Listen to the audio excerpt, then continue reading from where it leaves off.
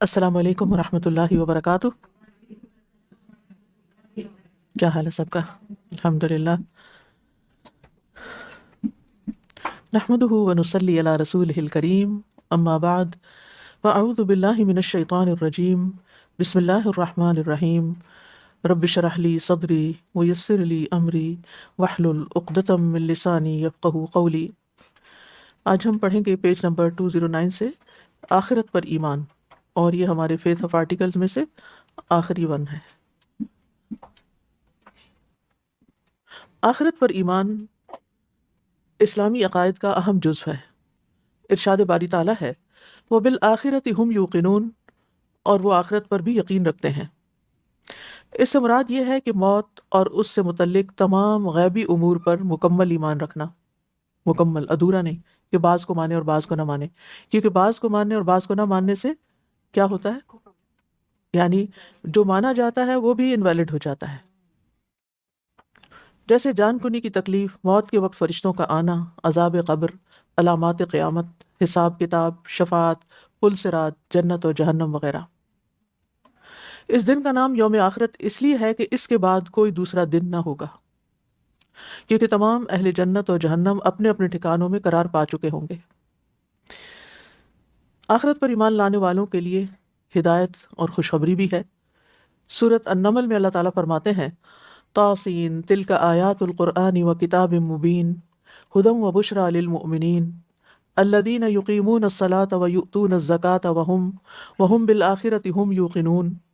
طاسین، یہ قرآن اور واضح کتاب کی آیات ہیں، مومنوں کے لیے ہدایت اور بشارت ہیں، وہ جو نماز قائم کرتے ہیں اور زکوٰۃ دیتے ہیں اور وہی آخرت پر یقین بھی رکھتے ہیں.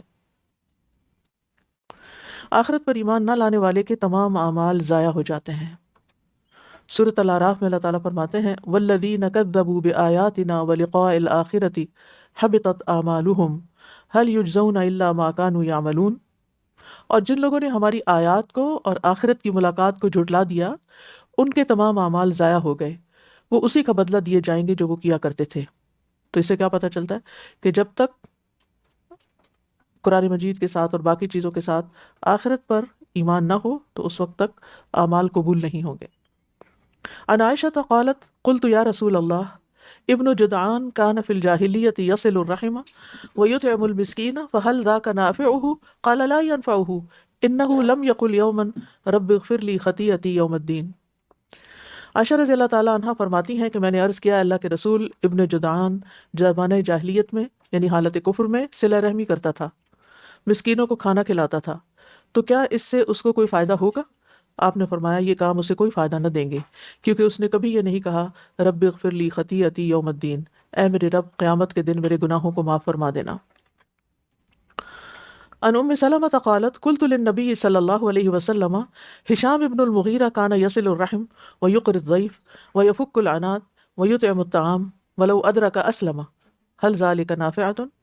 هل ذلك نافعه قال لا انه كان يعطي للدنيا وذکرها وحمدها ولم يقل يوما قط رب اغفر لي خطیئتی یوم الدین. ام سلمہ رضی اللہ عنہ کہتی ہیں میں نے نبی صلی اللہ علیہ وسلم سے کہا ہشام بن مغیرہ صلہ رحمی کرتا تھا، مہمانوں کی میزبانی کرتا تھا، غلاموں کو آزاد کرتا تھا، کھانا کھلاتا تھا، اگر وہ اسلام کا دور پاتا تو مسلمان بھی ہو جاتا، کیا یہ اعمال اسے فائدہ دیں گے؟ آپ نے فرمایا نہیں، وہ تو دنیا کے لیے دیتا تھا اور دنیا میں ہی اس کا چرچا، اس کی تعریف چاہتا تھا. یعنی کوئی بھی شخص جو نیک کام صرف اس لیے کرتا ہے کہ دنیا میں لوگ اس کو بڑا جانیں، تو پھر وہ آخرت میں اس کو کچھ نہیں ملے گا. اس نے ایک دن بھی نہیں کہا رب اغفر لی خطیئتی یوم الدین، اے میرے رب بدلے کے دن میری خطاؤں کو معاف کر دینا. اس نے کبھی یہ نہیں کہا، یعنی قیامت کے دن کا تو اس نے کبھی ذکر ہی نہیں کیا، اور اس دن کے بدلے کے لیے تو اس نے کچھ مانگا ہی نہیں. تو جیسی نیت ہوگی ویسی ہی مراد ہوگی. اگر کسی کام کی کرنے کی نیت یا اس کا مقصد آخرت میں کچھ پانا ہے تو آخرت میں ملے گا، اور اگر دنیا میں پانا ہے تو دنیا میں مل جائے گا. اب یہ انسان کے اپنے اوپر ہے کہ وہ اپنے لیے کیا چاہتا ہے.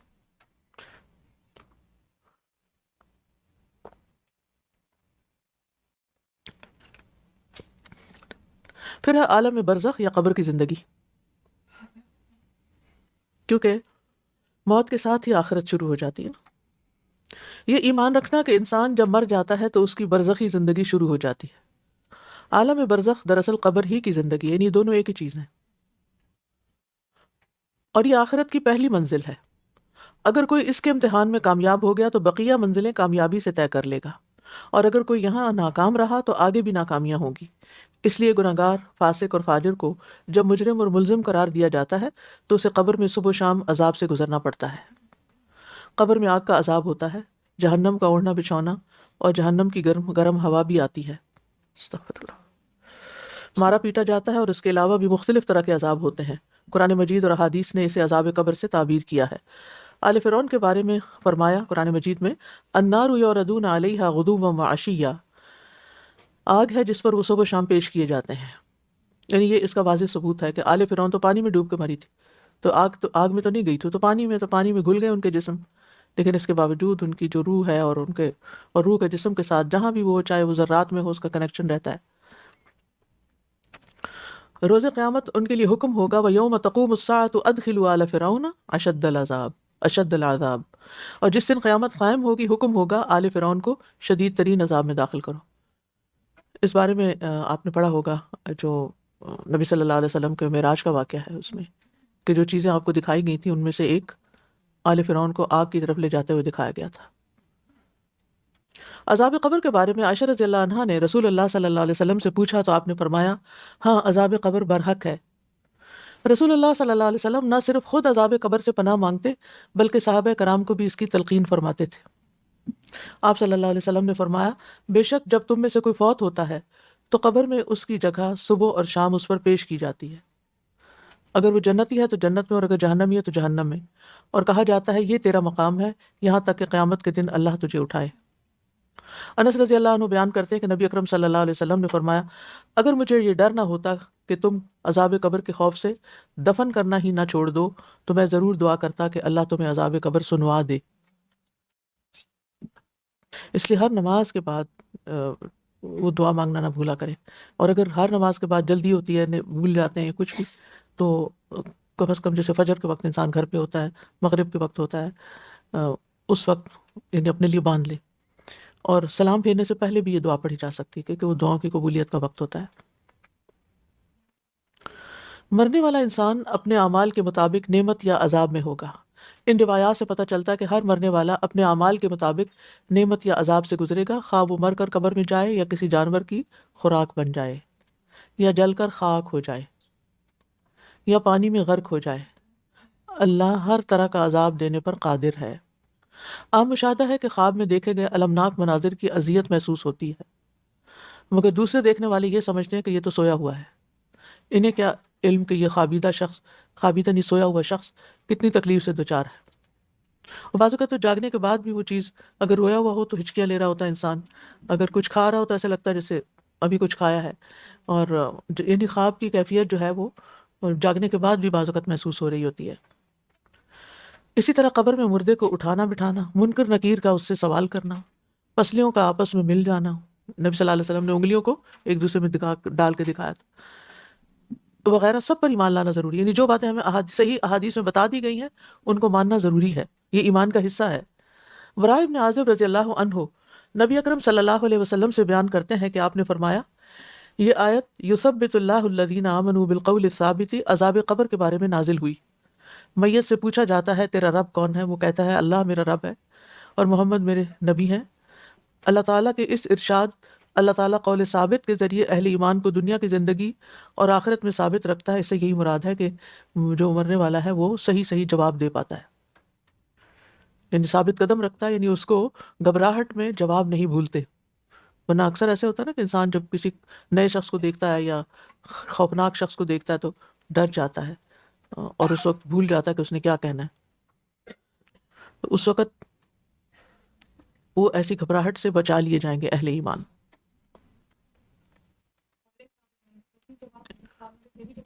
جی، ایمان والوں کے جوابات پھر صحیح ہوں گے اور منافقین کے اور کفار کے نہیں. منافق جو ہوں گے وہ ثابت قدم نہیں رہ سکیں گے کیونکہ وہ دنیا میں نہیں رہے، اسی لیے وہ پل صراط پہ بھی نہیں رہ سکیں گے.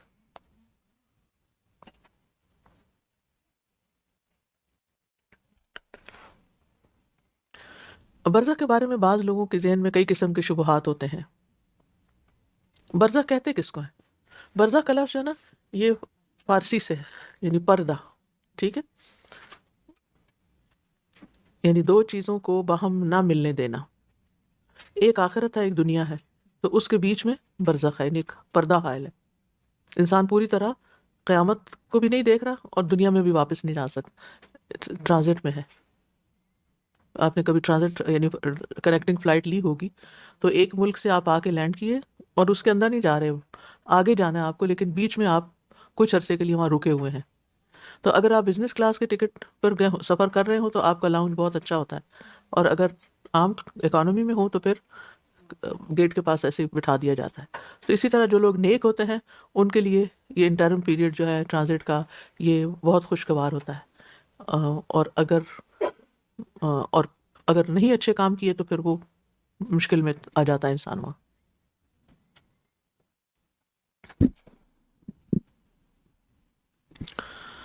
قرآن مجید میں آتا ہے نا، مرج البحرین یلتقیان، اس نے دو دریا رواں کیے جو آپس میں ملتے ہیں۔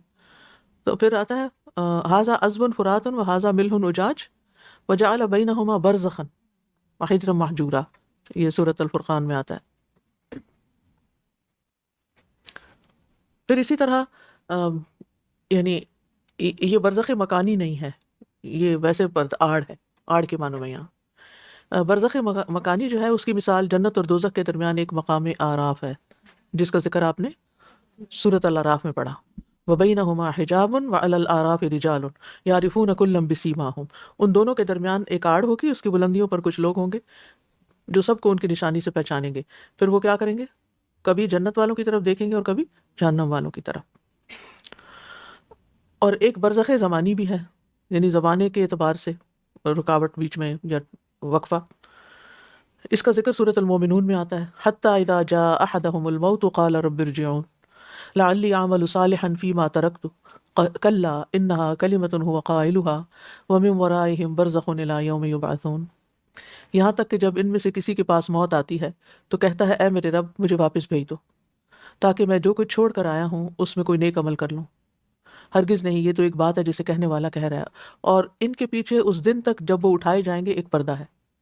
ٹھیک ہے، تو یہ زمانی یعنی ایک وقت ہے جو انہیں وہاں گزارنا ہے، یعنی ایک جگہ بھی ہے اور ایک ٹائم بھی ہے، برزخ زمانی اور برزخ مکانی۔ یعنی برزخ کا مفہوم صرف پردہ ہی نہیں کہ کوئی کرٹن ہے یا کوئی آڑ ہے، بلکہ یہ مکانی بھی ہو سکتا ہے اور زمانی بھی ہو سکتا ہے۔ جی وہ پہلے شروع میں نے بتایا نا کہ قبر کا جو سٹے ہے، کیونکہ قبر کا ذکر اس لیے نہیں کیا جا رہا کہ بعض لوگوں کو قبر نصیب نہیں ہوتی نا، وہ ایئر کریش ہو جاتا ہے تو جسم ملتے ہی نہیں ہے، جل جاتے ہیں، بعض لوگ کسی پہاڑ سے گر جاتے ہیں باڈی نہیں ملتی، بعض لوگ ڈوب جاتے ہیں باڈی نہیں ملتی۔ اب کوئی کہہ سکتا ہے ان کی قبر کدھر ہے، ان کی تو قبر ہی کوئی نہیں ہے، لیکن وہ قبر وہ جہاں بھی ان کا جسم ہے نا وہی ان کی قبر ہے۔ اور قبر صرف ایک گڑھے کا نام نہیں بلکہ عالم برزخ میں جو بھی زمانہ گزارنا ہے وہ جس جگہ پر بھی ہے وہی ان کی قبر ہے۔ اور پھر یہ الی یوم یبعثون تک ہے، جس دن لوگ دوبارہ اٹھائے جائیں گے۔ ٹھیک ہے، یعنی اس سے کیا پتہ چلتا ہے کہ یہاں برزخ سے مراد زمانہ ہے، زمانہ برزخ یا عالم برزخ جس کو کہتے ہیں، عالم برزخ بھی بولتے ہیں نا اس کو۔ اور مکانی صورت میں یہ ہے کہ دو مختلف چیزیں جو ہیں ان کے بیچ میں ایک تیسری چیز حائل ہو جائے، جس میں دونوں طرح کی خصوصیات جمع ہو جاتی ہیں جو ایک دوسرے کو ختم کر دیتی ہیں، جیسے جنت اور دوزخ کے درمیان آراف، جس میں نہ جنت کی نعمتیں نہ دوزخ کا عذاب ہے۔ میٹھے اور کھارے دریاؤں کے درمیان برزخ، اس میں نہ مٹھاس ہوگی نہ کڑواہٹ ہوگی، وہ جو بیچ کا پانی ہوگا وہ کبھی ایک چیز کی خصوصیات غالب ہو جائے گی کبھی دوسری کی۔ تو موت اور حیات کے درمیان ایک برزخ حائل ہے جسے برزخی زندگی بھی کہتے ہیں۔ اس عرصے میں موت کی خصوصیات غالب تر ہوتی ہیں لیکن ایک طرح کی زندگی بھی ہوتی ہے۔ ٹھیک ہے، یعنی موت کی خصوصیات غالب لیکن زندگی کی کمزور ہوتی ہیں وہاں۔ اس کو جو ایک اور طرح سمجھیں، آپ دیکھیں کہ اللہ تعالیٰ نے آدم علیہ السلام کی پیٹھ سے ساری روحیں پیدا کر دی، ہم پیدا ہو چکے ہیں جب سے ہی، ہماری روح جب سے پیدا ہوئی بھی تھی، لیکن دنیا میں آنے کے لیے اس نے انتظار کیا۔ ٹھیک ہے، پھر ایک وقت آیا جس میں ہم پیدا ہوئے اور ہم دنیا میں آ گئے۔ دنیا میں آنے سے پہلے ہماری روح ڈومیننٹ تھی، یعنی روح کا وجود تھا، جسم کا کوئی نہیں تھا۔ دنیا میں آ کر جسم ڈومیننٹ ہے، یہ ویزیبل ہے، اس کے سارے ایکشنز ہیں، روح اندر کہیں گندی ہوئی ہے، چھپی ہوئی ہے۔ مرنے کے بعد جسم مر جائے گا لیکن روح جو ہے پھر ڈومیننٹ ہو جائے گی۔ قیامت کے دن جسم اور روح دونوں کے ساتھ انسان دوبارہ اٹھے گا. ٹھیک ہے. تو موت کس چیز کا نام ہے؟ جب انسان کا جسم نہ ہو. ٹھیک ہے. کنتم امواتن، جسم نہیں تھا، فاحیاکم، جسم دیا، ثم یمیتکم، پھر موت ہوگی تو کیا ہوگا؟ جسم پناہ ہو جائے گا، روح باقی رہے گی، روح کی زندگی ختم نہیں ہو رہی. پھر ثم یحییکم، پھر دوبارہ اٹھائے جائیں گے، پھر ثم الیہ ترجعون، پھر اس کی طرف تم لوٹائے جاؤ گے. تو اس طرح جب جسم اور روح دونوں ملتے ہیں تو وہ زندگی کہلاتی ہے، اور جسم جب روح سے الگ ہوتے ہیں تو پھر موت. ٹھیک. ہاں جی ہاں، وہ واپس آئیں گے نا، پھر فوت ہوں گے. نہیں، وہ موت نہیں کہیں گے اس کو، جی وہ زندہ اٹھائے گئے ہیں، ابھی زندہ ہیں وہ. جو واپس آئیں گے پھر وہ عام انسانوں کی طرف فوت ہوں گے، اور پھر قیامت کے دن دوبارہ اٹھائے جائیں گے.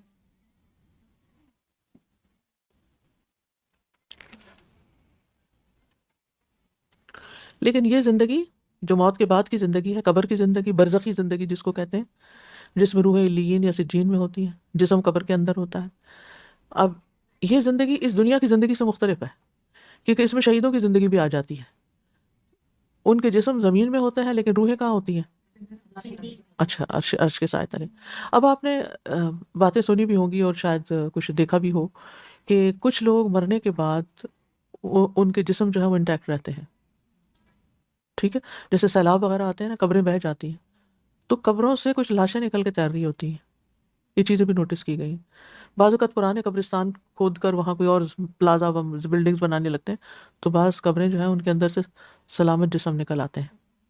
شہیدوں کے تو خیر نکلتے ہی ہیں، جیسے وہ جو حضرت جابر بن عبداللہ کی اور حضرت حذیفہ بن یمان کی قبریں کھودی گئیں عراق کے شہر میں، اور بہت بڑا دنیا بھر سے لوگ اکٹھے ہوئے، ان کے جسم بالکل درست تھے، وہ شہید ہو کے فوت ہوئے تھے. انبیاء کے جسموں کو قبر کھاتی نہیں ہے، مٹی نہیں کھاتی، ان کے جسم سلامت رہتے ہیں. اب یہ دونوں صورتیں ہیں، لیکن روحیں جو ہیں شہداء کی، چاہے جسم سلامت ہے لیکن انجوائے کہاں کر رہی ہیں؟ عرش کے نیچے قندیلوں میں اور جنت کے باغوں میں یرزقون، رزق دیے جاتے ہیں. ٹھیک ہے. لیکن وہ قبر کے اندر کے ساتھ ان کا کنیکشن ہوتا ہے جسم کے ساتھ. بہرحال جیسے روح کے اوپر کچھ بھی گزرتی ہے تو جسم محسوس کرتا ہے. بعض اوقات کوئی شخص ایسی بات کہہ دیتا ہے تو آپ کے چوٹ لگتی ہے دل پہ، تو یوں لگتا ہے دل کو درد ہو رہی ہے. یعنی جب روح پر کوئی اٹیک ہوتا ہے تو جسم محسوس کرتا ہے. اب جسم کی دو صورتیں ہیں، ایک تو یہ کہ وہ اس گڑھے کے اندر ہی ہو، چاہے سلامت ہے چاہے گھل گیا جو بھی ہے، اور دوسری یہ ہے کہ جو گڑھے کے اندر نہ ہو، کہیں اور ہو. ہمیں یہ لگتا ہے نا زمین بہت بڑی ہے اور جسم سکیٹرڈ ہو گیا، لیکن اگر پوری کائنات کے سامنے رکھ کے دیکھا جائے تو ایک بلو ڈاٹ ہے ہماری زمین جو ہے، چھوٹی سی چیز ہے. ہاں؟ اس میں اگر 3-4 میل پہ جسم پھیل گیا ہے یا زیادہ میں پھیل گیا تو اس کو فرق نہیں پڑتا. اس کے جو ذرات ہیں وہ بہرحال کہیں نہ کہیں کسی نہ کسی شکل میں، کیونکہ مادہ فنا نہیں ہوتا، وہ فنا نہیں ہوئے، کٹھے نہیں ہیں، الگ ہو چکے ہیں. اب اللہ ہی بہتر جانتا ہے کہ ان کے پھر کیا احساسات ہوتے ہیں جب الگ الگ ہوتے ہیں. اب کئی لوگ تو کرمنیٹ کر دیتے ہیں، جلا کے راکھ کر دیتے ہیں، پھر اس راکھ کو کہیں رکھ دیتے ہیں. تو لیکن وجود تو ہے نا، راکھ تو ہے نا، چاہے اسے پانی میں بہا دیں، چاہے اس کو کسی ڈبے میں ڈال کے رکھ دیں، چاہے اس کو زمین میں دبا دیں، کچھ بھی کریں. تو یہ ہے کہ جو اہل سنہ والجماعت کا عقیدہ ہے وہ یہ ہے کہ عذاب قبر جسم اور روح دونوں پر ہوتا ہے. کیونکہ یہ غیبی امر ہے، اس لیے کیسے ہوتا ہے اس کا جواب نہیں ہے ہمارے پاس. ہمارا ایسے ہی ایمان ہے کہ اگر ہمیں بتا دیا گیا ہوتا ہے تو پھر ہوتا ہے. ٹھیک ہے.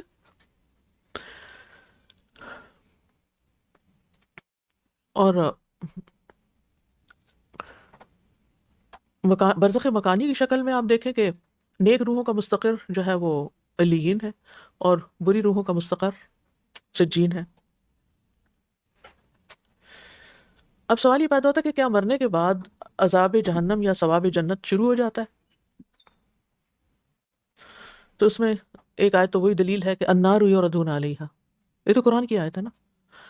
حدیث کو تو کئی لوگ نہیں مانتے اور پھر ان چیزوں سے فرار حاصل کر سکتے ہیں، لیکن ریالٹی سے فرار تو ہوتا نہیں نا. اگر نہیں مانتے تو وہ ہم دنیا میں اپنے آپ کو جھوٹی تسلی دے سکتے ہیں، نہیں نہیں یہ تو حدیث میں ہم نہیں مانتے، نہ مانے، وہ خود ہی دیکھ لیں پھر کیا ہوتا ہے آگے. دیکھیں، نہ ماننے اور ماننے میں فرق ہے نا.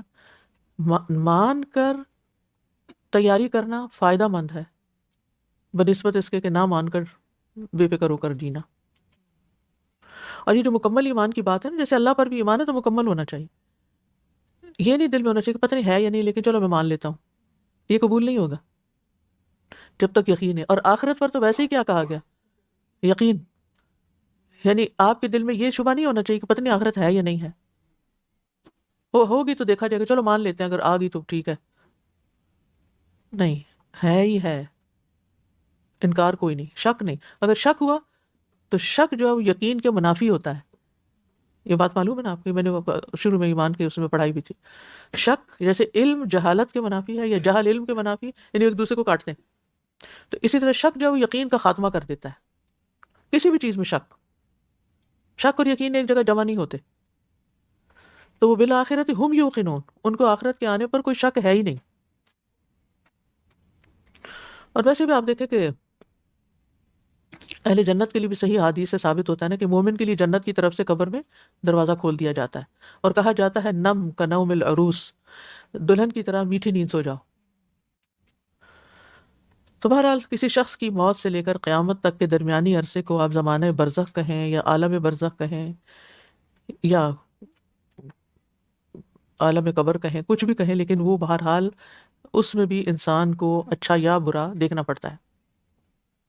اچھا، کچھ لوگ یہ کہتے ہیں کہ ابھی تو فیصلہ ہی نہیں ہوا، حساب ہی نہیں ہوا، تو ابھی سے کیسے سزا دینی شروع کر دی یا ابھی سے کیسے جزا دینی شروع. تو بات یہ ہے کہ ایک ابتدائی امتحان تو ہوتا ہی ہے قبر میں، کہ نہیں ہوتا. ایک بڑا بڑا ٹیسٹ اور بڑی ڈیسیژن تو رزلٹ تو قیامت کے دن آئے گا، لیکن اس سے پہلے بھی قبر میں بھی سوال جواب تو ہوتا ہے. اس میں جو پاس کر جاتا ہے اس کے لیے نعمتیں ہیں، جو نہیں پاس کر سکتا اس کے لیے پھر مشکلات ہیں. ٹھیک ہے نا. یہاں تک اگر آپ کچھ بھی کہنا چاہیں، کیونکہ آگے یوم آخرت آ جائے گی، قبر کا بیان، برزخ کا بیان ختم ہوا یہاں.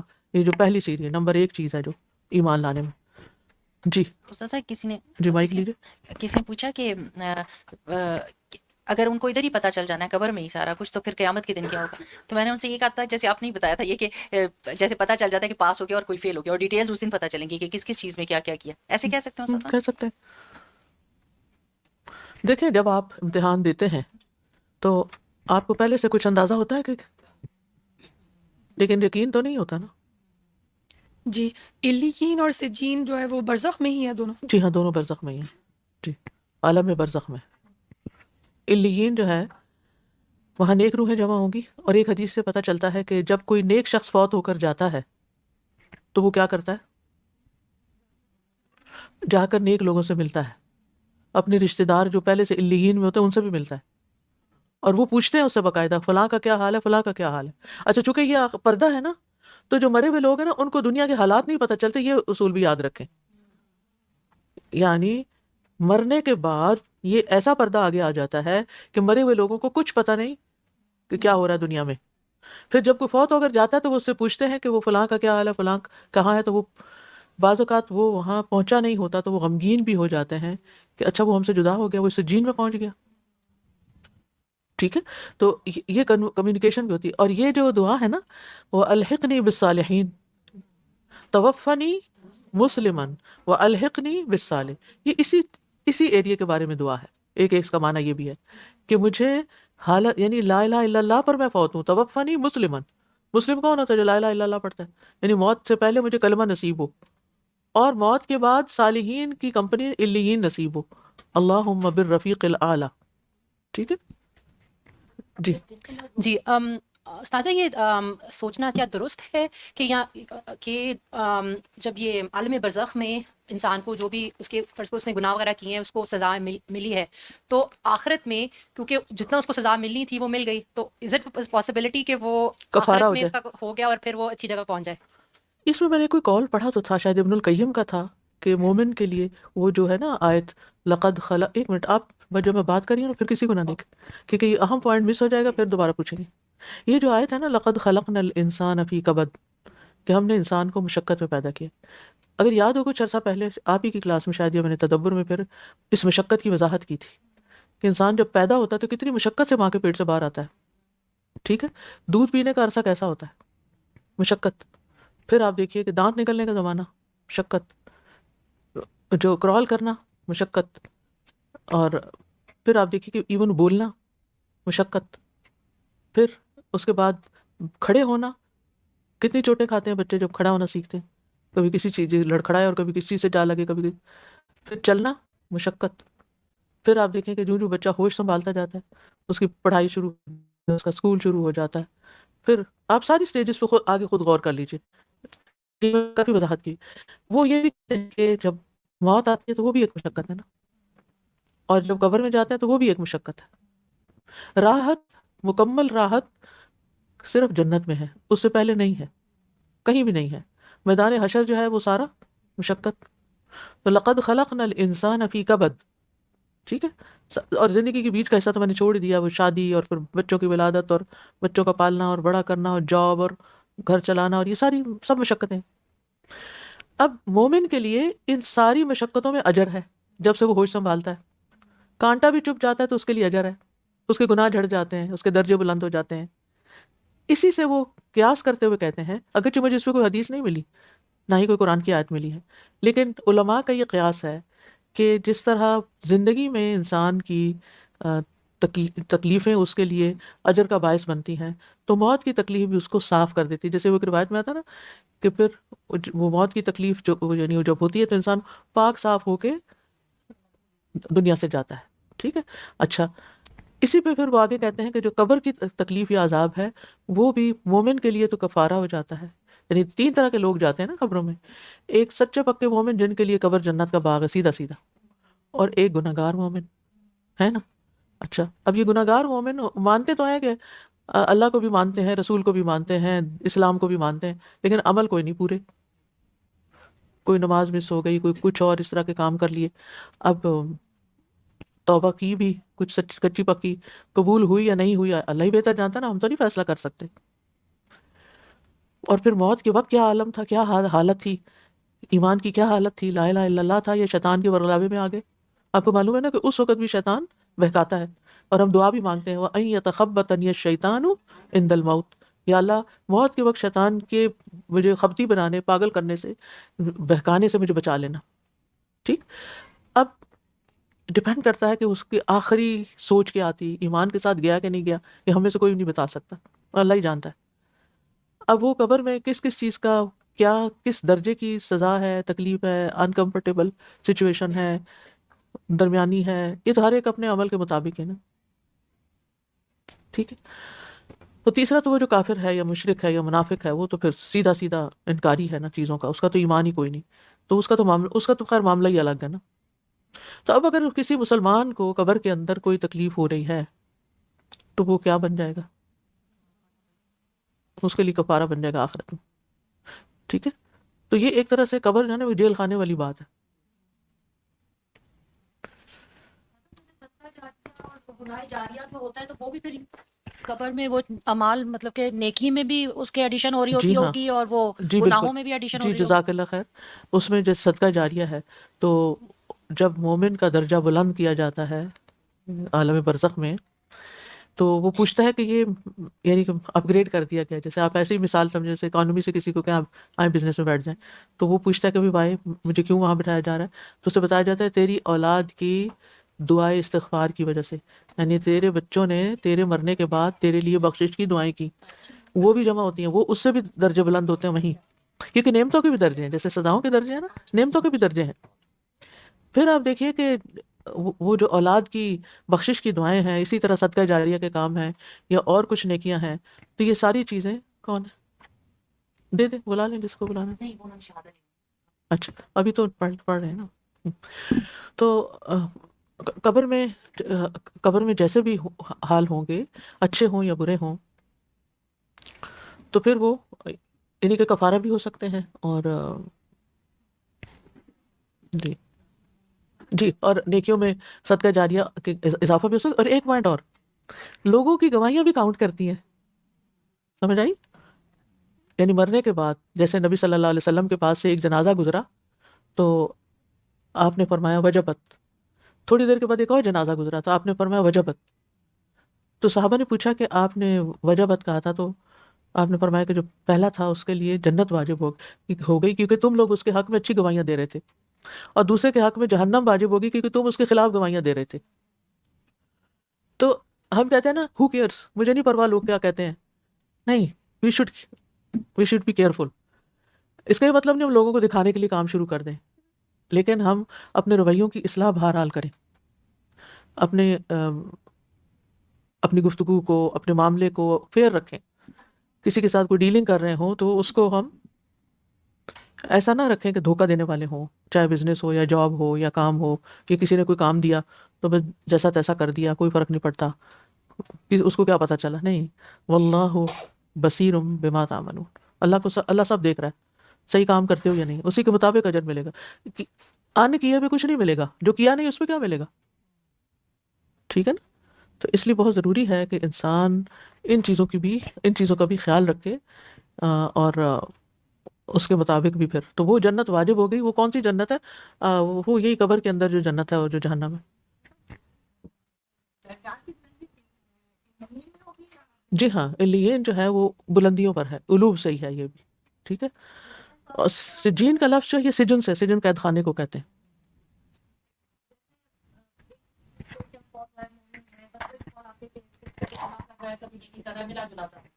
اس کے بعد اس کے لیے حج کیا جاتا ہے، اس کی اولاد جیسے اس کے لیے حج اس کا فریضہ. ہاں فریضہ جی اس کا ادا کرتے ہیں، تو اس کا اجر چیزیں پھر وہ حساب قیامت کے دن ہوں گی یا نہیں، اس کا قبر میں بھی اس کو فائدہ پہنچ سکتا ہے. جی، یعنی جیسے کسی کا مومن کی روح معلق رہتی ہے جب تک اس کا قرض ادا نہیں ہوتا. اب پیچھے والوں نے قرضہ ادا کر دیا تو جان چھٹکارا ہو گئی. ٹھیک ہے نا. اسی طرح اگر حج نہیں کیا تھا، آپ سب کل پرسوں ایسے بیٹھے ہوئے نا، میں اپنے سارے خاندان کے بھائیوں دیوروں سب کے بارے میں سوچ رہی تھی کس نے حج کر لیا، کس نے نہیں کیا، کون کون رہتا ہے، کس کو ریمائنڈر دیں.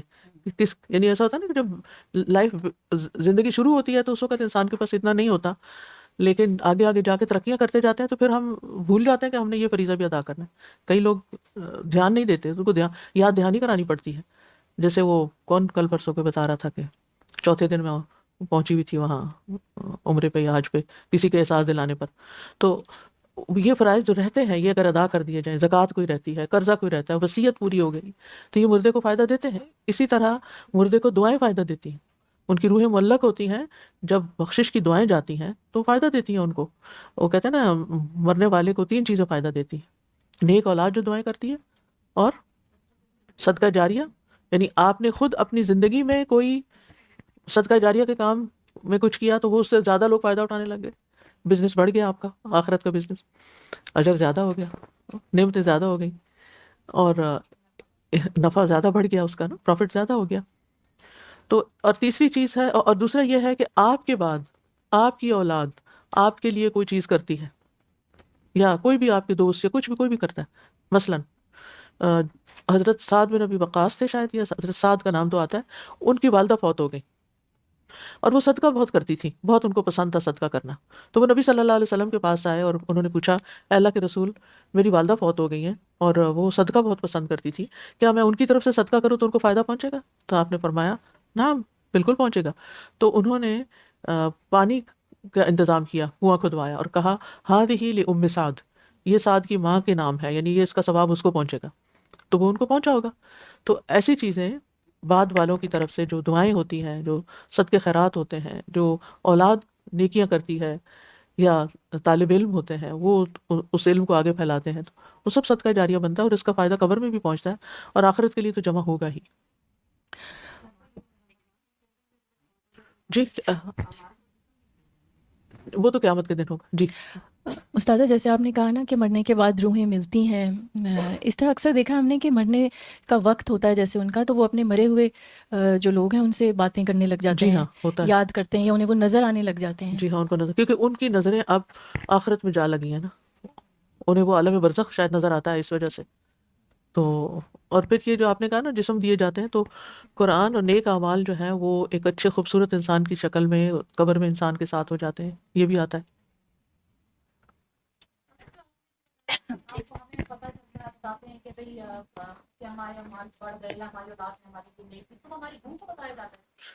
جی روح کو ہی بتایا جاتا ہے نا، کانشیس ہوتی ہے روح تو،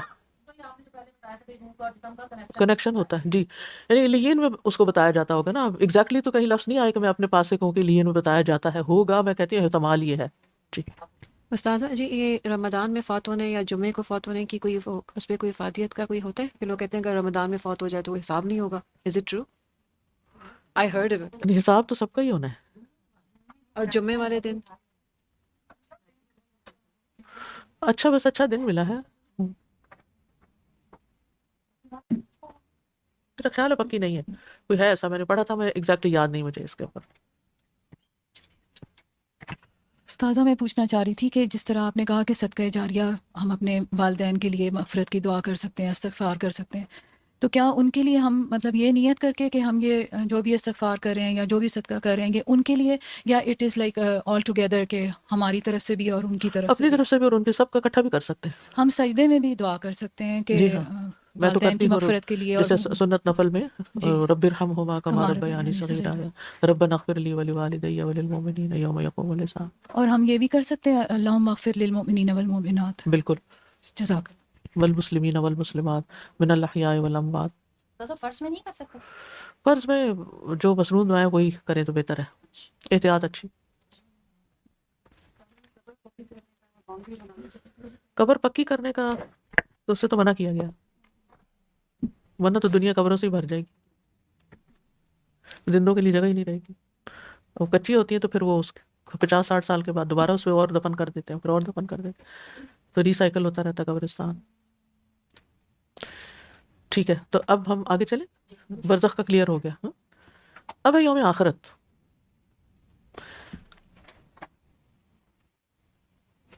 اچھا 10 منٹ ہے, تو میرے جو شہادہ لینے کے لیے آپ بات پوچھ لے جا کے اگر آنا چاہتے ہیں.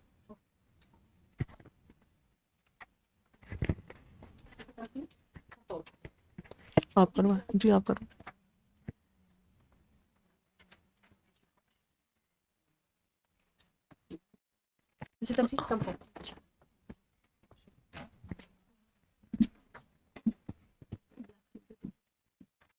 السلام علیکم. How are you doing? الحمدللہ.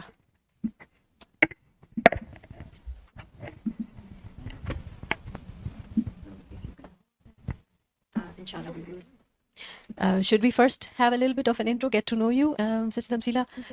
Can you tell us what faith you've previously been in? So my family is Ahmadi and Ahmadi Muslim. So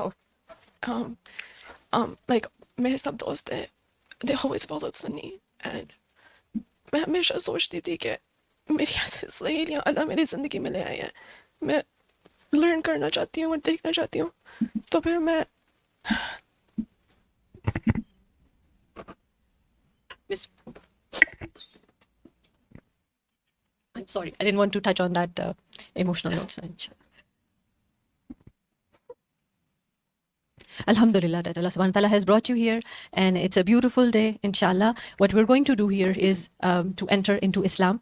The words of Shahadat is the declaration of faith. In front of you the words, I will say out. میں آپ Urdu comfortable ہیں, آپ اردو بول لیتے ہیں انشاءاللہ. یہ عربی کے الفاظ ہیں, یہ میں ریڈ کروں گی, آپ میرے پیچھے پیچھے ریپیٹ کریں گے, and then inshallah we'll go from there. ٹھیک ہے, you ready? Okay, بسم اللہ. اشہدو. سوال پوچھیں, آپ کو کسی نے پریشرائز کیا ہے آپ کو؟ Okay, ہاں جی, that's a formal declaration. آپ کو کسی نے پریشرائز کیا دین اسلام؟ بالکل نہیں. آپ نے دین اسلام کے بارے میں تھوڑی سی ایجوکیشن حاصل کی ہے؟ Do you know the basic know-how? G G. Do you know we believe in Allah Azza wa Jal, and there are 6 pillars of ایمان جو ہم آج کل پڑھ بھی رہے ہیں. خاص طور پر رسول اللہ صلی اللہ علیہ وسلم کے بارے میں پوچھیں کہ آخری نبی ہیں. Yeah, you believe in that? G. And that's exactly what we're saying. Declaration of faith میں بھی ہم یہی بات کرنے والے ہیں. اشہدو اشہد اللہ اللہ الہ الہ الہ الا اللہ الا اللہ و اشہدو واشہد ان ان محمدن محمدن عبدہ عبدہ و رسولہ, ورسولہ. which means I bear witness I bear witness that there is no God that there is no God worthy of worship worthy of worship but Allah, but Allah, and Muhammad sallallahu alaihi wasallam and Muhammad sallallahu alaihi wasallam is his slave is his slave and his messenger. and his messenger. Alhamdulillah. Takbir. Allahu Akbar. Barakallahu feekum. Welcome to Islam. With the declaration of faith, alhamdulillah, آپ مسلمان ہو گئے, اور اب تک کی زندگی میں جو بھی کچھ پچھلا ہوا انشاءاللہ وہ سب وائپ آف ہو گیا according to the hadith. You're just like a newborn انشاءاللہ. ہم سب کی دعا ہے کہ اللہ تعالیٰ آپ کو اس دین میں علم حاصل کرنے کی, اس کو سمجھنے کی, اس پہ بہتر عمل کرنے کی توفیق دے. استاذہ جی کیونکہ یہ اردو بھی سمجھتی ہیں, آپ پلیز ان کو ڈائریکٹلی کچھ نصیحت اور وہ کہیے. میری بات ہو چکی ہے. Is there anything else you want to say? اب یہ سب آپ کی فیملی ہے الحمدللہ. and we hope that we are able to help you grow in knowledge. آپ کو انشاءاللہ دین کا علم حاصل کرنے کے لیے آپ الہدا میں ویلکم ہیں. یہ آپ کے لیے چھوٹا سا بسم اللہ ایک ویلکم ٹو اسلام گفٹ ہے. جزاک اللہ خیرا کثیرا وایاکم. وہ اسٹے ان ٹچ. ہم لائٹ آف دا قرآن کے نام سے ہمارا ایک پروگرام ہے, آپ انشاءاللہ وہ بھی جوائن کر سکتے ہیں. آپ یہاں آ کر یہ کلاس بھی اٹینڈ کر سکتے ہیں. ٹھیک ہے انشاءاللہ. Let's be friends. وایاکم. السلام علیکم ورحمۃ اللہ وبرکاتہ.